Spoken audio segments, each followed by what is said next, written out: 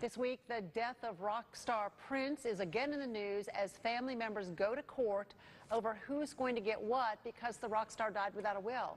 Here with everything you need to know to protect yourself and your loved ones from the unexpected is Shari. Thank you for joining us. Sure. I hear so many times from people, I don't have anything, I don't have a will.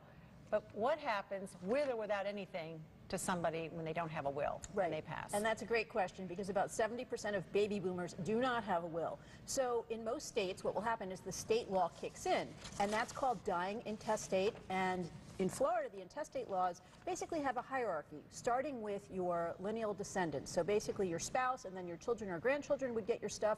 Then it goes to your lineal ascendants if you don't have any descendants, which would mean your parents, your siblings, and then even your grandparents. But the thing is, Roxanne, nowadays we have these complicated family structures. So you may be separated, you may have adopted children, you may have half children. So if you decide not to have a will, it makes sense to at least look at the statute and figure out who's likely to get your stuff.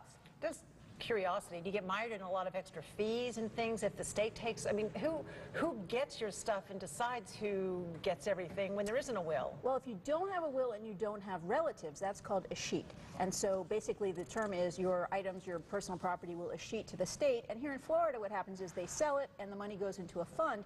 The problem is that if you have significant assets and you have no relatives, usually someone's going to step up, a friend, or in the case of Prince here, people claiming to be his children are having to go undergo DNA tests. Criminals, all kinds of people are stepping up because they want a piece of the action. So, okay, someone says today, well, I see these things, I can get a kit for $100 and make my own will. Do those work? Right. Well, the thing is that the requirements to have a workable will that's going to be upheld are not significant. It has to be in writing. It has to be signed by you in the presence of two witnesses and a notary who also have to sign. So you can do it yourself. You can do it with a kit. The thing is, it depends on how complicated your situation is, your family, who you want to leave things to, who's likely to contest it, and then there's the issue of tax planning, which those kits don't really help with.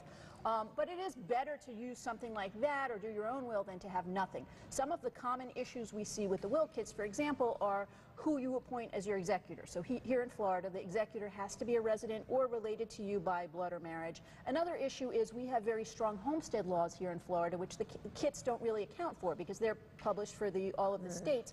So, for example, you can't leave your home to someone else if you have a spouse or minor child. Also, your home is protected from creditors. You may not want to sell your home. A lot of people use these kits and they direct that their home be sold and the proceeds distributed. You may not want to do that. Real quick question, because it sounds like it might be better to go to an attorney. Are attorneys real expensive to do a fairly basic will? That's going to depend, again, on how much you have in terms of assets. So a few $100s, you know, if you don't have a whole lot, you can have a will done for under $1,000. There you go. Yeah. All right. Thanks for your time. Sure. Thanks for the info. Felicia, over to you.